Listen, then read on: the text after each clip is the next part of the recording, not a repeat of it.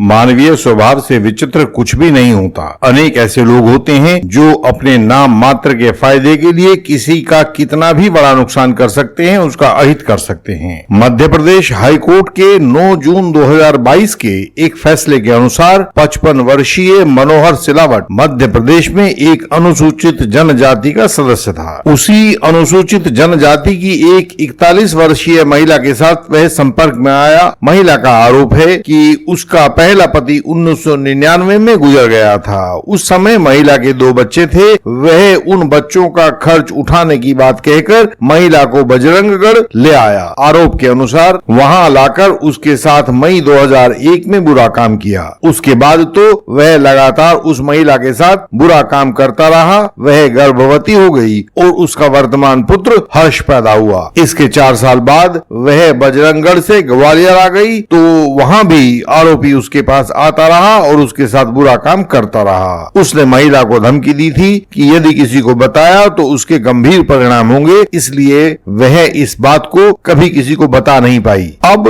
वह अपने बेटे हर्ष के साथ ग्वालियर में रह रही है और इस केस का नाम है Manohar Silawat versus state of Madhya प्रदेश।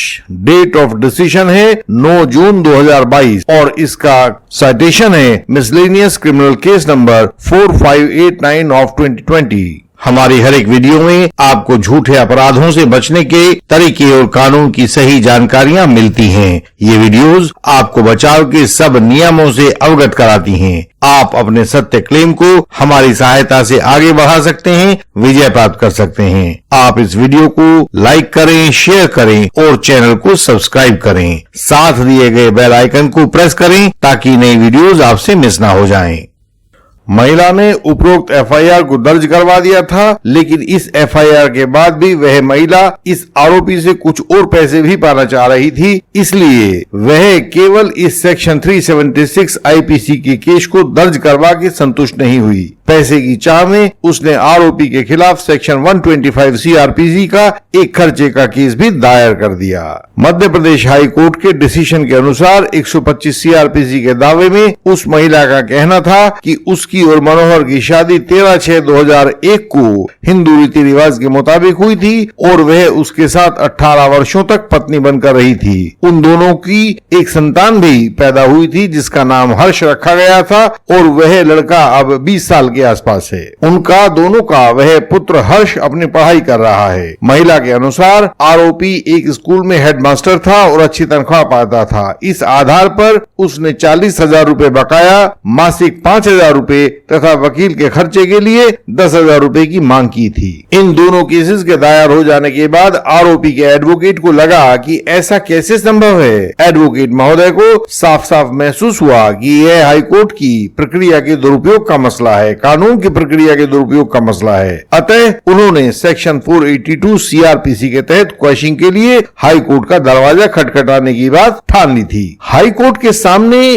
जब यह मामला लाया गया तो हाई कोर्ट को भी चकित होना पड़ा। एक ही महिला 2 विरोधी बातें कह रही थी। एक ओर तो उसका आरोप था कि आरोपी ने उसको डरा धमकाकर उसके साथ रेप किया था, जिससे एक बच्चा भी पैदा हो गया था। दूसरी ओर वह अपने क्लेम फॉर मेंटेनेंस में कह रही थी कि महिला आरोपी के साथ जून 2001 में विवाह करके पत्नी की तरह रह रही थी। हाई कोर्ट ने पूछा कि ये दोनों बातें एक साथ कैसे संभव हो सकती हैं? या तो महिला और आरोपी का विवाह हुआ था, उनकी एक लड़का संतान पैदा हुई थी, या फिर आरोपी और महिला के बीच जबरदस्ती वाला संबंध हुआ था। तो ऐसे में आरोपी 125 सीआरपीसी में गुजारा देने का हकदार नहीं है। विद्वान व्यूअर्स को यह भी ध्यान होगा कि जब भी एक निरपराध के खिलाफ एक झूठी शिकायत दर्ज की जाती है जिसमें झूठा एविडेंस भी लगाया गया हो, तो ऐसे में उस शिकायतकर्ता के खिलाफ सेक्शन 340 सीआरपीसी के तहत एक्शन लिया जा सकता है। हाईकोर्ट को लगा कि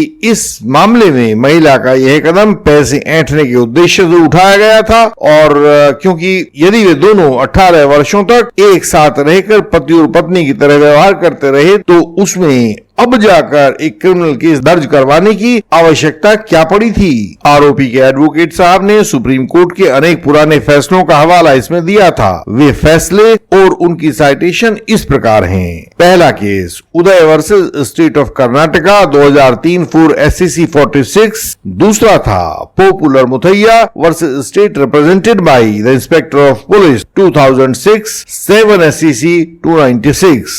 दीपक Gulati versus state of Haryana AIR 2013 SC 2071।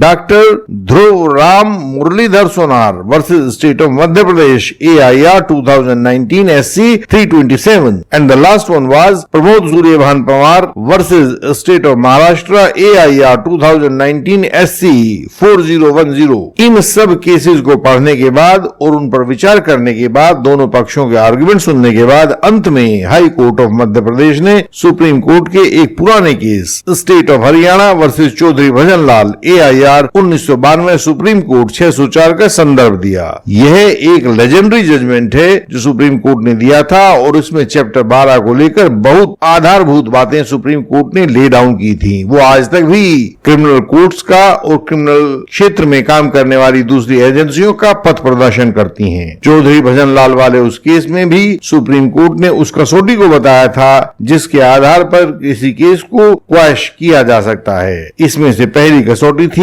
यदि FIR में दिए गए आरोपों को सच भी मान लिया जाए तो भी अपराध बनता हुआ दिखाई ना दे रहा हो। दूसरी कसौटी की बात सुप्रीम कोर्ट ने कही यदि FIR में दिए गए आरोपों तथा अन्य सामग्री को भी देखा जाए तो भी 156 के तहत इन्वेस्टिगेशन करने लायक कोई कॉग्निजेबल ऑफेंस नहीं बनता हो और जो कुछ भी बनता हो वह सेक्शन 155(2) CRPC में मजिस्ट्रेट के सामने लाया जाना चाहिए क्योंकि वह नॉन कॉग्निजेबल ऑफेंस के बारे में होता है। अगली बात बताई यदि FIR और बाद में चार्जशीट में दिए गए पूरे साक्ष्यों को मिलाकर देखा जाए तो उनके द्वारा भी आरोपी के खिलाफ कोई अपराध न बनता पाया जाता हो। नेक्स्ट है यदि FIR के आरोपों से ही कोई भी अपराध पूरा होता नहीं दिखाई देता तो उससे केवल कोई असंज्ञेय अपराध यानी कि नॉन कॉग्निजेबल ऑफेंस बनता हुआ ही दिखाई पड़ता हो जिसमें मजिस्ट्रेट साहब की आज्ञा के बिना कुछ ना किया जा सकता हो तो ऐसे मामलों में क्वैशिंग उपलब्ध रहेगी। अगला पॉइंट उन्होंने बताया FIR या शिकायत में दिए गए आरोप इतने बेतुके हों जिससे किसी भी समझदार आदमी को कभी यह ना लगे कि उसमें आरोपी के खिलाफ कार्रवाई करके आगे बढ़ाने की कोई जरूरत है। अगला पॉइंट सुप्रीम कोर्ट ने बताया कि यदि संबंधित कानून में कोई भी ऐसी कानूनी धारा या बंदिश हो जिससे वह FIR आगे बढ़ने से वर्जित हो जाती हो। और अंतिम पॉइंट उन्होंने बताया जहां आरोपी के खिलाफ की गई क्रिमिनल प्रोसीडिंग्स दुर्भावना से प्रेरित हो, प्रतिशोध पूर्ण हो या किसी निजी स्वार्थ से संचालित हो, ऐसे मामलों में सभी जगह उस क्रिमिनल केस को, उसकी प्रोसीडिंग्स को क्वैश कर दिया जाएगा। यह किस केस में बताया? यह बताया state of Haryana versus Chaudhary Bhajan Lal के केस में जो सुप्रीम कोर्ट ने 1992 में तय किया था और जिसके साइटेशन अभी हम ऊपर बता चुके हैं। हाई कोर्ट ने इन सभी कसौटियों पर, कौन सी कसौटियों पर? जो सुप्रीम कोर्ट ने state of Haryana versus Chaudhary Bhajan Lal के केस में बताई हैं, उन सभी कसौटियों पर इस वर्तमान आरोपी की केस को कसकर देखा तो मध्य प्रदेश हाई कोर्ट ने यह पाया कि उपरोक्त पॉइंट C वाली कसौटी इस केस में पूरी होती दिखाई देती है और आरोपी के खिलाफ कुछ भी अपराध बनता हुआ दिखाई नहीं देता है। हाई कोर्ट ने आरोपी के खिलाफ पूरे मामले में संज्ञान लिया और मामले को सुनकर उसको क्वैश कर दिया। इस तरह पूरे मामले से आरोपी को छुटकारा दिला दिया। झूठे आरोप यानी कि फॉल्स एलिगेशन के खिलाफ हमारा संघर्ष जारी है। कानून के इस दुरुपयोग के खिलाफ हम दृढ़ता से आपके साथ, आपके पक्ष में खड़े हैं। यदि आपको भी ऐसी ही या कोई और कानूनी समस्या है तो हमें बताएं, हम आपकी सहायता के लिए प्रणबद्ध हैं। भारत के लगभग सभी क्षेत्रों से हमारे पास ब्रीफ आते हैं, केसेस आते हैं, उनमें सहायता के लिए पुकार होती है, परामर्श की मांग होती है और भी अनेक प्रकार से सहायता हमसे मांगी जाती है।